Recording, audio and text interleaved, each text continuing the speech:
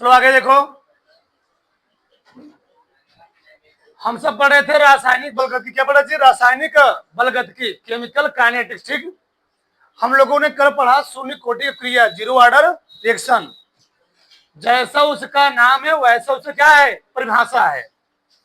अगला हम लोग क्या पढ़ेंगे? प्रथम कोटि की अभिक्रिया, फर्स्ट ऑर्डर रिएक्शन। क्या लिखोगे इसमें? ऐसी अभिक्रिया जिसका वेग अभिकारक की केवल एक सांद्रता पर निर्भर करती है, उसको हम लोग कहते क्या है? प्रथम कोटि की अभिक्रिया। लिखो साथ में, देखो उसमें ऐसी अभिक्रिया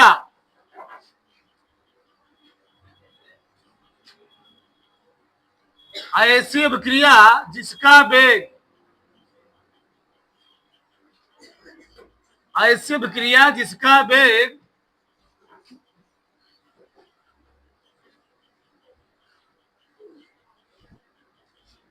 अभिकारक की केवल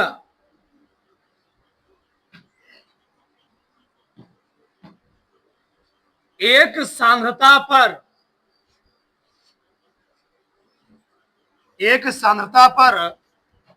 निर्भर करती है,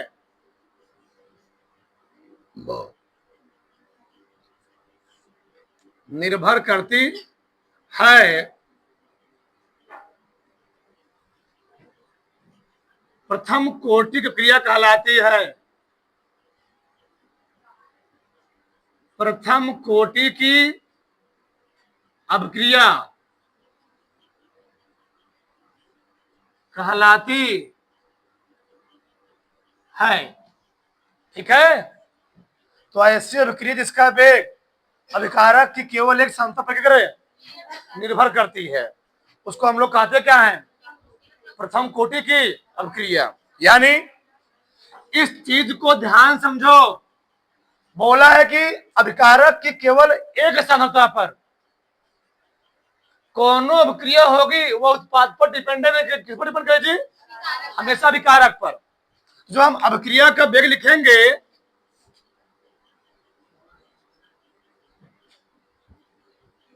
अभिक्रिया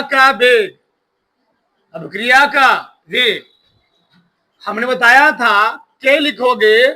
कंसंट्रेशन आर की पावर क्या लिखोगे? एन लिखते हो, एन ना? एन के सामने आप क्या हो जाएगा? एक हो जाएगा। एन क्या होता है? वन। क्या होती थी? अणुओं का योग। उसे हम लोग कहते हैं कि हाँ कोटि। क्या बोलते हैं? कोटि बोलते हैं। तो ऐसे अभिक्रिया जिसका वेग क्या करे, अभिकारक की केवल एक सांद्रता पर डिपेंड करे, उसको हम लोग क्या बोलेंगे? प्रथम कोटि की अभिक्रिया बोलेंगे। ये बात ध्यान रखना, सबसे मेन यही है। यानी रहने दो इसको ऐसे, यही सबसे मेन है यहां पर। अब ये कैसे हमने यहां लिखा? जैसे, ठीक, पहला क्या है? मान लो NH4 क्या है? NO2। तो NH4 NO2 जब टूटा किसमें टूटा जी? N2 और 2H2O में। N2 और 2H2O में टूटा हुआ है। बताओ इसमें कितने अभिकारक पार्टिसिपेट कर रहे हैं? एक अभिकारक। यह अभिक्रिया केवल एक अभिकारक की सांद्रता पर डिपेंड करेगा। इसको हम लोग क्या बोलेंगे? इसको हम लोग बोलेंगे प्रथम कोटि की अभिक्रिया। अब ध्यान सुनना, और इसी अभिक्रिया को संपन्न कराते समय मान लो इसको मैंने किसी को उपस्थित करवा दिया, मान लो यहां पर मैंने ले लिया सूर्य का प्रकाश, कुछ और ले लिया, तो वह प्रथम कोटि नहीं मानी जाएगी। जिसकी प्रेजेंस में होगी, अगर वो किसी की प्रेजेंस में हो रही है तो वहां पर उसको हम लोग तब नहीं मानेंगे। तो क्या मान लेंगे? शून्य कोटि हो जाएगी। हमने बोला था अगर H2 और Cl2 से हाइड्रोक्लोरिक अम्ल का निर्माण हो रहा है, अगर वह अपने आप ही हो रहा है, हम मानेंगे यह द्वितीय कोटि क्रिया है। अगर अपने आप ना हो करके सूर्य की प्रेजेंस में हो रहा है, एक दूसरे के माध्यम से हो रहा है, तो वहां पर हम लोग उसको द्वितीय कोटि ना मान क्या मानेंगे? शून्य कोटि मानेंगे। इस बात को समझो। पहले हमने बोला था जो आणविकता होती है वह अणुओं की संख्या पर डिपेंड करती है, परंतु जो कोटि होती है वह अणुओं की जो अभिकारक की सांद्रता के पदोघातों का योग होती है, उस पर डिपेंड करती है। तो डिपेंड नहीं करता है अभिक्रिया स्वयं हुई है, अभिक्रिया को जबरदस्ती कराया गया है। हमने बोला था जो कोटि होता है वह प्रायोगिक मान होता है, एक्सपेरिमेंटल वैल्यू होता है। लैब में चेक किया जाता है ये अभिक्रिया ऑटोमेटिक हुई है, इसको कराने के लिए किसी को उपयोग में लाया गया है। अगर अभिक्रिया ऑटोमेटिक हो चुकी है तो वहां पर उसे कोटि काउंट नहीं होगी, अगर अपने आप से तो सही है। इस बात को समझो, बहुत मेन चीज है चीज। अब यहां समझो, अब यहां रुके रहो, पहले यहां देखो, इसमें देख ही रहे हो अभिकारा कितने स्थानों पर डिपेंड करेगी? दो पर ना, दो यहां पर एक पर, एक पर है, एक पर ना जी, एक ही है ना। जब क्रिया बे डिपेंड करेगा, इस पर डिपेंड करेगा, केवल एक विलय पर डिपेंड करेगा। कौन सा हो गया? प्रथम कोटि की। अब यहां समझो, अब तुम कहोगे हमको इसको इधर लिखना चाहिए था, चलो इधर देखो लिखता हूं। अगर मैं इसका बेग लिख रहा हूं, यहीं पर लिख देता हूं बेग, तो मैं लिखूंगा के कंसंट्रेशन NH4, तो लोग इसके आगे लिखना चाहिए ना, जगह नहीं है, NH4 NO2 पावर में क्या लिखूंगा? ए लिखूंगा। तो केवल एक अभिकारक की सांद्रता पर डिपेंड की, तो प्रथम कोटि। यहां भी देखोगे, यहां देखो, यहां पर क्या होता है, जब अभिक्रिया लैब में करवाई गई तो यहां पर एक ही बात ध्यान रखना, अगर तुमको कोनो रासायनिक क्रिया मिल जाए, वह रासायनिक क्रिया जल की प्रेजेंस में हुई है, तो ध्यान देना वह तुमको लगेगा द्वितीय कोटि है, द्वितीय कोटि ना होकर क्या होती है? वो होती है प्रथम कोटि। बस ये ध्यान रखो, ठीक। ऐसा क्यों होता है कि यहाँ पर जल, जल की उपस्थिति हम लोग नगण्य मान लेते हैं, मान लेते हैं, नगण्य मान लेते हैं, यानी जल की प्रेजेंस में नहीं, थोड़ा बहुत मान लेते जल मिलाया गया है, ठीक। यहाँ पर जल की उपस्थिति कोई इफेक्ट नहीं होता है, तो इसको छोड़ दो, क्या बचेगा? चीनी बचेगा, यानी ये क्रिया इसकी प्रेजेंस में हुई है। अगर अगर सुक्रोज से क्या बना हुआ है? ग्लूकोज और फ्रक्टोज बना हुआ है, तो माना जाता है कि इसमें क्या एमेन है, बस में आई ना, यह समझो। तो वैसे मान लो, क्यों बताओ, जब मान लो शराब बन रहा है, शराब में मेन इंग्रेडिएंट क्या होता है? बताओ, पानी होता है ना, लिक्विड होता ज्यादा होती है, तो हम लोग लिक्विड को ज्यादा मान लेते हैं, इसको क्या मान लेते हैं? अपेक्षाकृत कम मान लेते हैं। इसको अपेक्षाकृत कम मानने की वजह से हम इसको क्या मान लेते हैं? ये प्रथम कोटि क्रिया है, ठीक। इसका निकालोगे, इस पर क्या करेगा? ए इस पर डिपेंड नहीं, इस पर डिपेंड करेगा, इसको समझ रहे हो? मुझे कहीं यहां तक, इसको सुधारो, उसको उतारे में आगे निकालो। प्रथम कोटि क्रिया के लक्षण, प्रथम कोटि की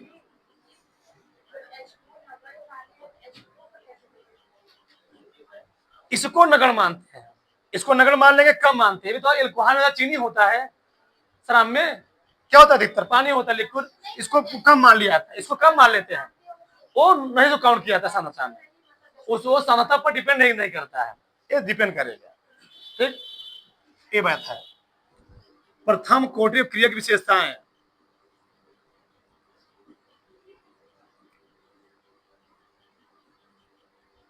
अब क्रिया की विशेषताएं, यह लिख लेना लक्षण, यह लिख लेना गुण, हेडिंग है, ठीक। उसमें लिखना प्रथम कोटि क्रिया के लक्षण,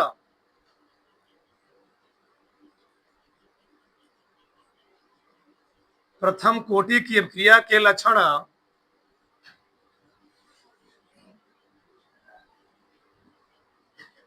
अभिक्रिया के लक्षण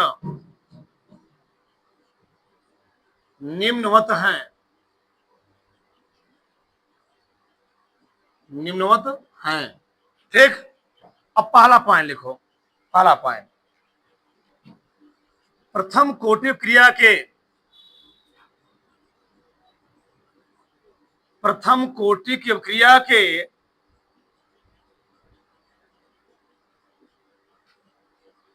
वेग स्थिरांक का व्यंजक,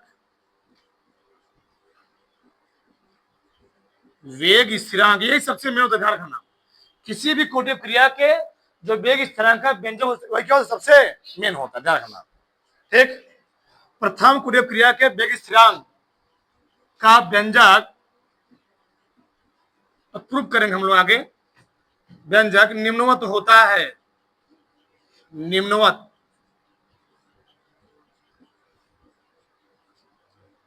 निम्नवत होता है। क्या होता है भैया? के बराबर फार्मूला होता है 2.303 बटे टी, ठीक, लाग लाग, ठीक, ए बटे ए माइनस एक्स। ये इसको हम लोग सर्कल लिखते हैं ऐसे 2.303 बटे टी लाग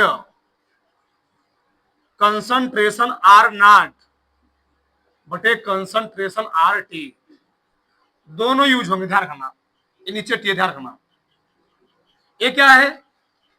अभिक्रिया की प्रारंभिक सांद्रता। आर टी क्या है? अभिक्रिया की टी समय बाद, या अभिकारक की मान लो अभिकारक की प्रारंभिक सांद्रता। एक क्या है? टी समय बाद अभिकारक की सांद्रता। ठीक, दोनों सही है, कोई दिक्कत नहीं है। हम लोग अधिकतर ये यूज करते हैं, ठीक ना। जरा फटाक से दूसरा लिखो। प्रथम कोटि क्रिया,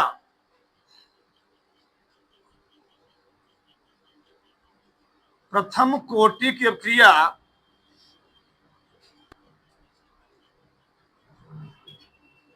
कभी पूर्ण नहीं होती है, कभी पूर्ण नहीं होती है, ठीक। अर्थात इसे पूर्ण होने में, इसे पूर्ण होने में बहुत अधिक समय लगता है, बहुत अधिक समय लगता है। देखो यार, इस बात समझ ध्यान से। हमने बोला था जो शून्य कुटुंब क्रिया होती क्या होती है? वह हमेशा पूर्ण होती है, लेकिन प्रथम कुटुंब क्रिया कभी पूर्ण नहीं होगी। तुम बताओ, ये बताओ, जो शराब बनने की प्रक्रिया होती है, मान लो शराब बनने की प्रक्रिया कैसे कैसे शराब बनता है? मान लो गन्ने को और चीजों को, अंगूर को, फलों को क्या किया गया? एक ड्रम में भर के क्या किया गया? रख दिया गया। तुरंत शराब नहीं बनता है। शराब को जितने वर्षों तक ड्रम में भर क्या किया जाएगा? रखा जाएगा। वो क्या होगा? उतना ही उसका अच्छा फ्लेवर आएगा, उसका क्या बनेगा? वो अच्छा है, नजीब अच्छा बनेगा। इसे शराब को 5 वर्षों तक, 10 वर्षों तक क्या किया था? ड्रम में भर के रखा जाता है, तब जाके क्या बनता है? अच्छा कोई बनता, क्या हो जाती है? शराब बनता है। तो यहाँ पर मतलब इस कारण मतलब क्या है? ये इसको जो पूर्ण होने में क्या लगता है? बहुत ही टाइम लगता है। किसको पूर्ण होने में? प्रथम कोटि की क्रियाओं को पूर्ण कंप्लीट हो आता है। हम लोग हमारे कंप्लीट हो गए। अगर लिखो दूसरा, तीसरा पॉइंट, प्रथम कोटि क्रिया का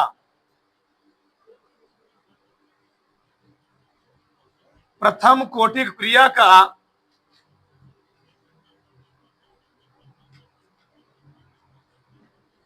अर्धायु काल,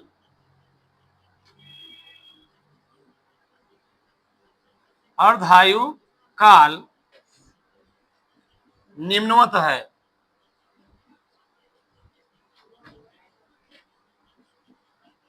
निम्नवत होता है, निम्नवत होता है। इसको लिखो, इसको लिखो। T1 हा बराबर, T1 हा बराबर 0.693 बटे के, यानी ध्यान रखना चीज। चलो पॉइंट लिखो, काम देगा। पॉइंट लिखो इसको। प्रथम कोटि क्रिया का अर्धायु काल, ये पूछा गया है। प्रथम कोटि की अभिक्रिया का, प्रथम कोटि की अभिक्रिया का अर्ध आयु काल,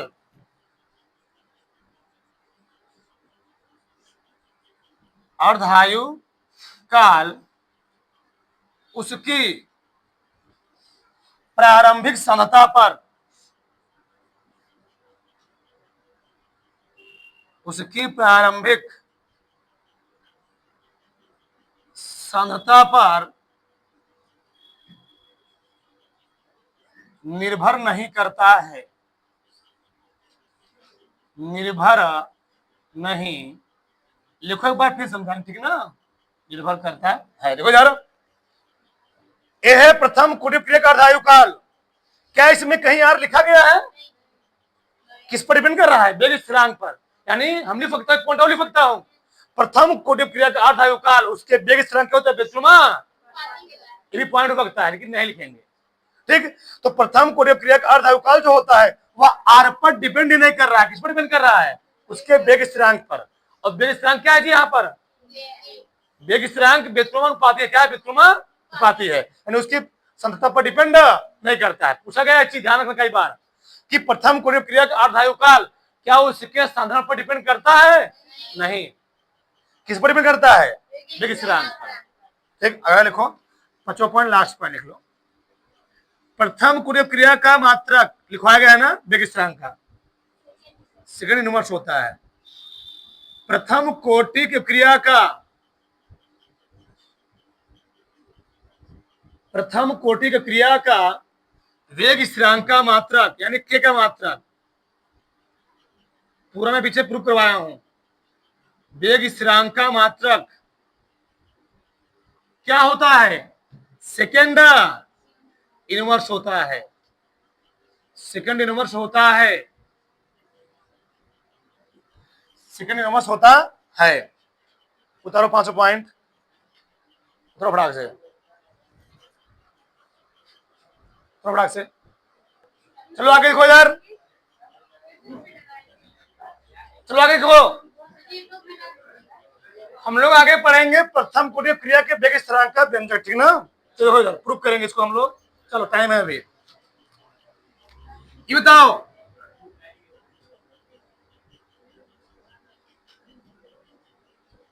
हमने बोला था एक ही अभिक्रिया है, उसी से हम लोग सब निकाल लेंगे ना, कल समझाया था मैंने।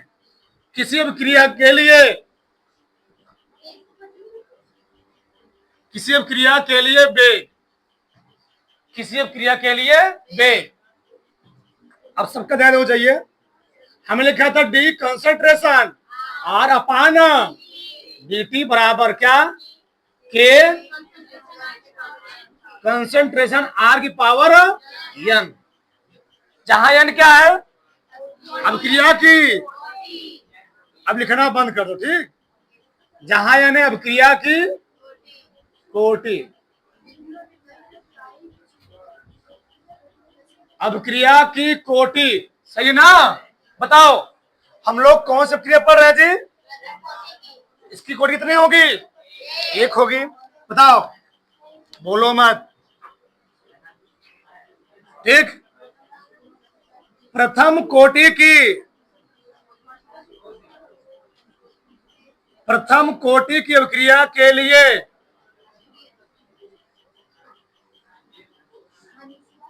प्रथम कोटि की क्रिया के लिए बताओ n का मान कितना होता है? 1। पूरा हम जो कल डेरिवेशन किए थे पूरा वही सेम सेम है, पूरा सेम सेम है। बताओ n के स्थान क्या रखेंगे? ये रखेंगे। चलो तो माइनस डी कंसंट्रेशन आर, पन्नुआ खोल लो, पन्नुआ खोल बैठे हो, अपान टी dt बराबर के कंसंट्रेशन आर, पावर क्या हो जाएगा? 1 ना। बताओ किसी भी राशि घात 1 हो जाए कौन फर्क पड़ेगा? तो वही आ जाएगा, तो के कंसंट्रेशन आर आ गया। हमने बोला था डायरेक्ट ऐसे हम समग्र नहीं कर सकते हैं, ए वाला आर है, वाला टी है, भी गड़बड़ है। आर वाला टर्म एक तरफ, टी वाला टर्म एक तरफ होना चाहिए, सही है ना। इधर देखो आप, तो ई वाला कौन वाला जी? ई वाला आर इधर लेकर आओ, ई वाला आर इधर लेकर आओ। चलो देखो इधर, समझो ध्यान से, जगह है ना, हाँ चलो ठीक है। माइनस डी कंसंट्रेशन आर अपान ए क्या है जी? कंसंट्रेशन आर अपान है ना, ये तो था ही, ये तो ऐसे ही है, बस ये वाला नीचे चला आया, ये गुणा में भैया बराबर टी कहां चला गया, घर, तो के गुणे क्या हो गया, डी टी। के तो कांस्टेंट है ना, बताओ इधर है डी टी, इधर क्या है, डी आर है। तो जो होता है उसी हिसाब से हम लोग क्या करते हैं, अवकलन करते हैं, चाहे समाकलन करते हैं। अगर यहाँ टी है तो टी के साथ समाकलन होगा, अगर यहाँ आर है तो आर के साथ होगा। ये वाला माइनस इधर लगा दो, ठीक ना, बच्चों माइनस से गुणा कर दो तो क्या होता है बोलो, D concentration R upon concentration बराबर के गुणे डी टी। बस अब हम लोग क्या करेंगे, दोनों पक्षों किसके सापेक्ष, नहीं बस लिखो दोनों पक्षों का समाकलन करने पर। चलो दोनों पक्षों का क्या करने पर जी, समाकलन करने पर, यही मैं लगा दे रहा हूं इंटीग्रेशन। तो डी कंसंट्रेशन आर अपान क्या, कंसंट्रेशन आर बराबर माइनस के बाहर निकाल ले रहा हूं ना, कांस्टेंट है, ठीक, इंटीग्रेशन क्या गया, इन क्या, वो कोई बात नहीं आगे लिख लेंगे हम लोग, ठीक ना, डी आ गया, के कांस्टेंट है। अब बताओ, ये बताओ अब क्रिया टी समय पर ली गई है, हमने बोला था, अगर मैं बताओ हमने अगर 10 किलोग्राम गेहूं लिया तो क्या तुरंत ही 10 किलोग्राम गेहूं कंटेनर में डालते पर आटा बदल गया था, कुछ टाइम लगा था, कुछ मतलब ये समझो, मतलब ये है अगर कोनो क्रिया संपन्न हो रही है, अगर हम लोग खाना खा रहे हैं तो खाना खाने के तुम लोग जानते भी होगे, हम लोग तो भोजन कर लेते हैं, भोजन करने कहा था कि 6 घंटे बाद ही भोजन करो, क्यों, एक प्रक्रिया प्रोसेस होता है, क्यों, हम लोग तो भोजन कर लेते हैं तो भोजन हमारे पेट में आता है 4 घंटे, और कहां पर जी स्मॉल इंटेस्टाइन क्या रहता है 2 घंटे, यानी पूरा शरीर में 6 घंटे तक रहता है, इसलिए 6 घंटे बाद ही भोजन करना चाहिए। हम लोग क्या तलबदार हैं, जब मिले तो भाई, ठीक, तो एक प्रक्रिया क्या प्रोसेस होता है, क्या होता है, प्रोसेस होता है, मतलब किसी क्रिया को पूर्ण होने में कुछ टाइम लगता है, तो हम लोग यहां माने के टाइम एक बार कमाना था ना, टी बराबर 0, टी मान लिया जी, टी बराबर कितना 0, और टी2 बराबर टी लिया था, थोड़ा ऊपर लिखो इसको, टी1 बराबर 0 पर कंसंट ना, जो R1 का मान था, कितना माना था मैं, R0, अभी पूरा गेहूं ही है, और T2 बराबर T पर जो R2 हो गया, RT, R2 ना RT हो गया, तो ए है, ए लग जाएगा लोअर लिमिट पर, जब से स्टार्ट हुआ और जहां जहां खत्म कितना है, टी है, ए है लोअर लिमिट क्या है, तो लोअर लिमिट हम लोग दिए पैरवा में, और अपर लिमिट नाम है, लोअर मतलब नीचे, अपर मतलब तो जो कम होता है नीचे, जो ज्यादा होता है ऊपर, समझदार हो, इधर टी है तो टी वाला लगाओगे, उधर आर वाला लगाओगे, लगाओ कितना, लोअर अपर, देखो इसको ऐसे लिख सकता हूं, 1 अपान कंसंट्रेशन आर, डी आर ना बराबर माइनस के lower limit T upper limit, lower limit 0 है ना जी, इसको लिखता हूं 1 गुणे डी टी, बताया था क्या लो, हमने बोला था अगर आ जाए 1 गुणे डी एक्स, कहते हम लोग एक्स, 1 गुणे आ जाए क्या डी आर, क्या लिखेंगे आर, सही है ना, देखो अब यहां तुमको एक चीज और जानना होगा, केवल एक चीज और, यहां पर 1 अपान आर, क्या 1 अपान आर, यही जान लो, इंटीग्रेशन 1 अपान एक्स का समग्र होता है log x, क्या होता है log x, ये तुमको याद करना पड़ेगा, क्या जी log x, ठीक, तो इंटीग्रेशन 1 अपान एक्स का मतलब क्या होता है log x होता है, ठीक, चलो बताओ 1/, क्या है जी, आर है ना, तो 1/, समाकलन क्या हो जाएगा बताओ, क्या लिखूंगा मैं इसको, अरे भैया 1/x था तो लाग x था, तो 1/r क्या हो जाएगा, लाग आर लिखो, लाग क्या आर ना, और लिमिट कहां से कहां तक, R0 से RT तक, ऐसे माइनस के बाहर रहेगा और एक का समाकलन टी की समझ क्या आएगा, T, lower limit upper limit, फिर से बात समझो, 1/x का समाकलन लागे x, किसके सापेक्ष, x के सापेक्ष, 1/y का समाकलन y के सापेक्ष क्या होता है, लाग y, 1/t के समाकलन t के सापेक्ष क्या होता है, लाग t, क्या होता है, लाग t, तो 1/r का समाकलन r के सापेक्ष क्या होगा, लागर होगा, क्या होगा जी, लागर, और लिमिट कहां से कहां तक है, अब बताओ लिमिट कैसे रखते हैं हम लोग, पैर रखेंगे इसके स्थान पे क्या, अपर लिमिट लगाएंगे, फिर माइनस, फिर क्या रखेंगे, रखो, लाग जगह थोड़ा गड़बड़ा जाएगा, चलो दिखाओ, चलो इधर लिखते हैं, ठीक, लाग ना जी, लाग फिर क्या रखूंगा, RT फिर लगाऊंगा, लाग आगे स्थान क्या रखूंगा, R0 बराबर माइनस अपर मीटर ना, T पिन क्या हो गया, 0, माइनस है ना, अगर मैं दोनों बच्चों माइनस कम किया था, अगर दोनों बच्चों माइनस से गुणा करूंगा तो जो माइनस और प्लस, जो प्लस है यहाँ क्या आएगा, यहाँ क्या आएगा, आगे लिख रहा हूं उसको मैं, लाग कंसंट्रेशन R0 माइनस लाग कंसंट्रेशन R, एकदम नीचे इसके पैर में है, ध्यान रखना, एक, हाँ, बराबर क्या गया, के गुणे टी, किसका मान निकालना हमको, के, किसका मान जी, 1 मिनट, अच्छा निकाल लो, तुम लोग बताओ पढ़े होगे हाई स्कूल में, लाग ए माइनस लाग बी